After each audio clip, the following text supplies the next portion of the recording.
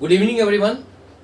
This is the Q&A session 9 from the playlist of current electricity. The topic is Kirchhoff's law, and this session is in continuation of the session number 8. In the session number 8, we have studied about the Kirchhoff's loop rule and the junction rule, and today we will be solving one question which is written on this board, and this question is based on what we have studied in the previous session. So in the previous session, we have discussed about the loop rule, that is the Kirchhoff's loop rule and the Kirchhoff's junction rule, and based on what we have studied in the session number 8, I have taken one question here, and in this question we have to find the current which is flowing in this electrical circuit. So this is a circuit which consists of 3 resistors and 2 EMF sources, and we have to find the current which is flowing in this circuit with the help of the Kirchhoff's law.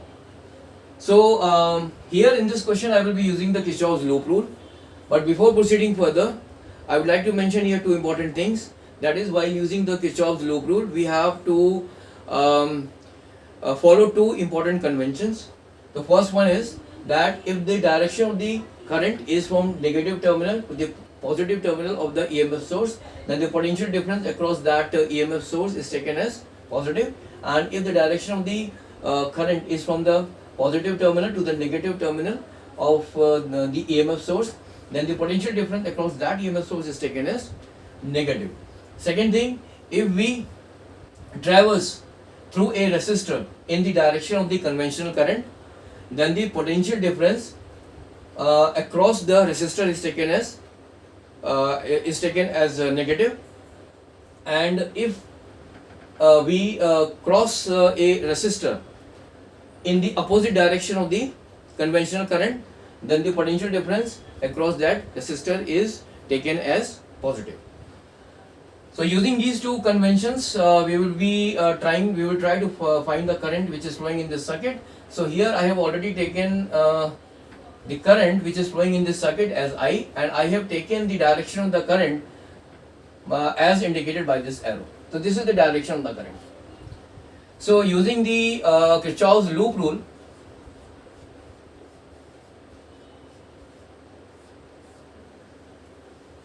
we can the potential difference across this 2 ohm resistor will be, since we are traversing this resistor in the direction of the conventional current, therefore the potential difference across this resistor will be taken as negative. So this will be equal to minus 2 into I, where I is the current which is flowing in this circuit.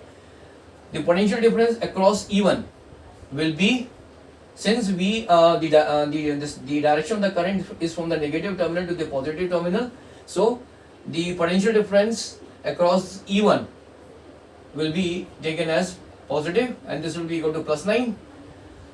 The potential difference across this 4 ohm resistor will be taken as minus 4I, because we are traversing in the direction of this conventional current, and the potential, similarly the potential difference across the 6 ohm resistor will be minus 6I.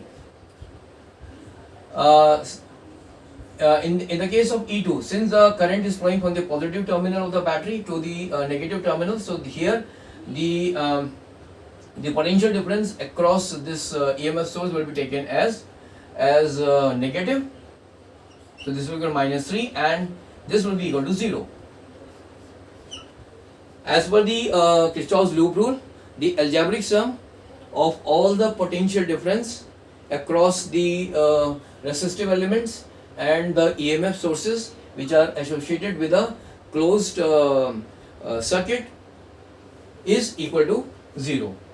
So here what I am getting from this equation, I am getting minus 2I, minus 4I, and minus 6, which is equal to minus 12I and minus 12I, and this is equal to plus 6, which is equal to 0. So from this equation I am getting I is equal to minus 6 divided by minus 12, and this is equal to 0.5 ampere. So the current which is flowing in this circuit is equal to 0.5 ampere. So I hope you have understood the solution of this question. The most important thing is that you have to remember the two important conventions which I have already told you just now. and based on those two conventions, it will be very easy for you to solve these sorts of questions in which you are either asked to find the current which is flowing in the circuit, or sometimes they even ask you to find the potential difference across the different resistive elements. So till then, so thank you very much for joining the session, and till then, have a nice day. Bye.